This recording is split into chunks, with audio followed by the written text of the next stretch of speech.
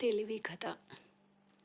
ఒక జీవి లక్షల జీవులై తన మూలాధారమైన జీవులకు దూరం అవడం వలన మొదటి జీవులు తన తరువాతి తరాలు దూరమైన జీవులకు దూరం అవడం వలన ఒకటికొకటి అభివృద్ధి అనే పేరుతో ఒకరికి తెలియకుండా ఒకరు నశించే విధంగా ఆహారాన్ని, నీటిని, గాలిని కలుషితం చేసుకుంటున్నాయి.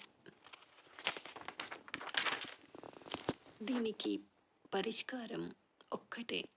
ఏ జీవికి ఆ జీవి తను కలుషితం కాకుండా కాలుష్యాన్ని, గాలి, నీరు, ఆహారం నివారించడమే. లేకపోతే